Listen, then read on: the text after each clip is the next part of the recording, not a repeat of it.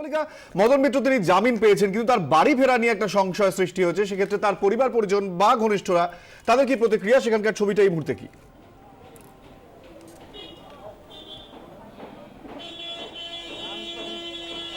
দেখো কুনাল, আমার সঙ্গে রয়েছেন মদন মিত্রের ঠিক পাশের বাড়িতে, একেবারে মদন মিত্রকে ছোটবেলা থেকে যিনি দেখেছেন তিনি, এবং আজকে খবর আসার পর তার উচ্ছ্বাস দেখার মতো ছিল। কিন্তু এখন যেটা আমি আপনাকে বলছিলাম একটু আগে, যে যেহেতু জুরিসডিকশন এটা কালীঘাট থানার আন্ডারে পড়ে এবং ছাড়া পাওয়ার পরেও কিন্তু আসতে পারবে না এখানে, সেখানটায় কতটা মন খারাপ লাগছে আপনার উচ্ছ্বাস আমরা দেখেছি তারপরে, যেহেতু আপনি ছোটবেলা থেকে দেখেছিলেন।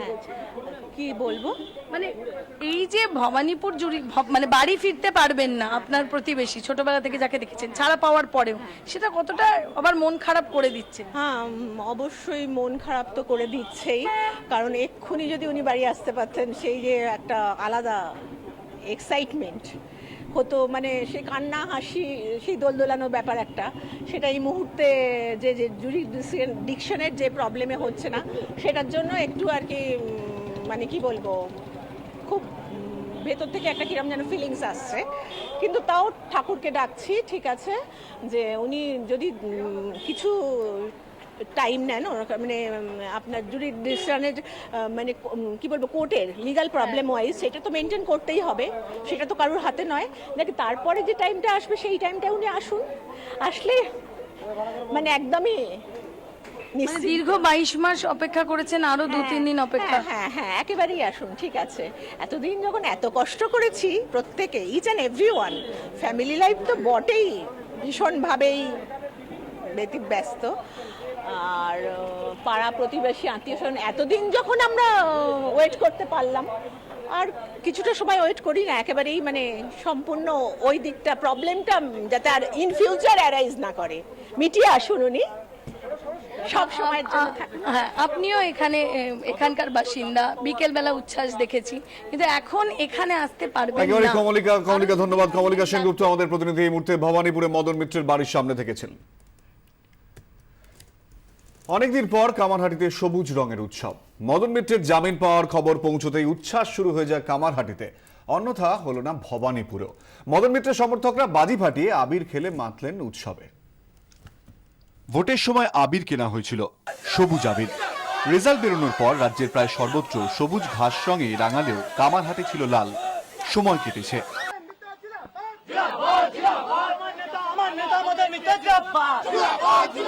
নিম্নচাপ কেটেছে। শুক্রবার ঝলমলে শরতে কামারহাটিতে ধুলো মাখা বাজি ফাটানো পুজো গন্ধ। অপেক্ষা ছিল, খবর পাওয়া মাত্রই পুরো সবুজ। ভোটের নামাখা সবুজ আবির গোধূলির লালকে ম্লান করেছে। দাদা জামিন পেয়েছেন। এক্স্যাক্টলি এটা অন্যায়ের বিরুদ্ধে জয়। অন্যায়ের বিরুদ্ধে দীর্ঘদিন ধরে বিনা কারণে আটকে রাখা হয়েছিল। মা আসছে, মায়ের সাথে সাথে যেমন বাহন আসে, সেরকম বাহনের মতন আমাদের দাদা মদন মিত্র আসছেন। আমরা মানে এতটাই আনন্দ এবং আমাদের মনে এতটাই মানে উৎফুল্ল যে আমরা মানে মুখের ভাষা নেই।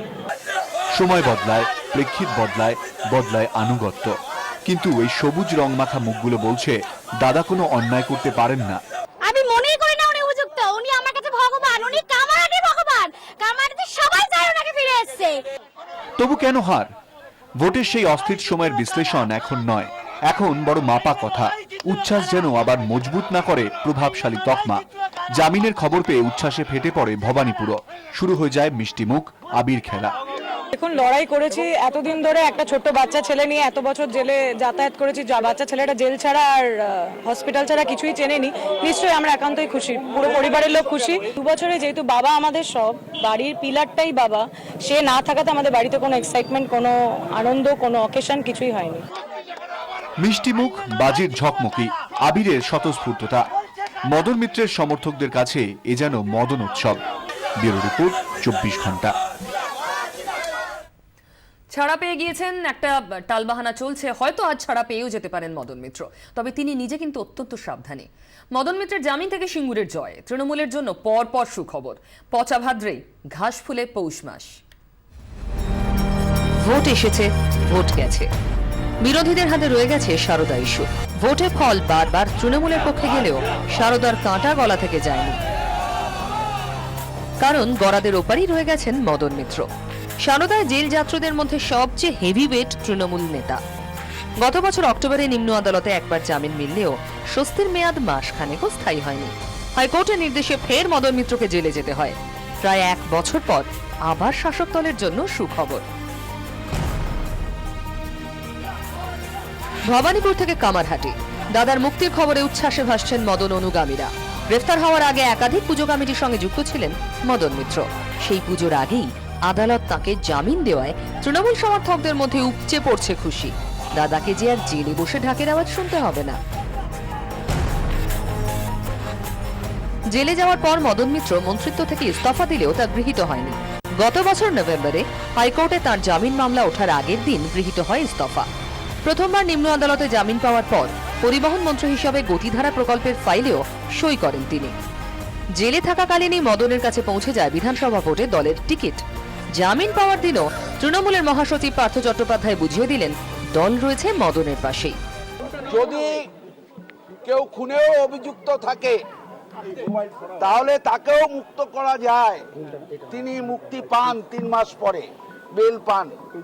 অথচ দেখলাম আমাদের প্রিয় সহকর্মী মদন মিত্র, তাকে 20 মাস ধরে এই 629 দিন তাকে আটক করে রাখা হয়েছে বিভিন্ন কারণ দেখিয়ে। আমরা স্তম্ভিত, আমরা দুঃখিত, আমাদের বলবার ভাষা নেই। আজকে খুশির দিন। রাজনৈতিক মহল বলছে বিধানসভায় বড় জয়ের পর সময়টা এখন ভালো যাচ্ছে তৃণমূলের। মদন মিত্রের জামিনে কিছুটা হলেও কাটল সারদা অস্বস্তি। সুপ্রিম কোর্টের রায় দেখিয়ে দিয়েছে সিঙ্গুরে ভুল করেননি মমতা। দেশের 7ম দল হিসেবে জাতীয় দলের মর্যাদা পেয়েছে তৃণমূল। কংগ্রেসের গড়ে সিঁধ কেটে হাতে এসেছে মালদা মুর্শিদাবাদ জেলা পরিষদের দখল।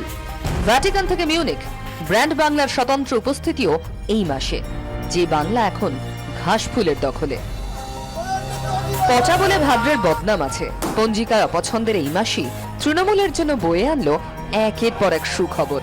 সব দেখে শুনে রাজনৈতিক মহল বলছে এই ভাদ্রেই ঘাসফুলে পৌষ মাস। ব্যুরো রিপোর্ট, 24 ঘন্টা।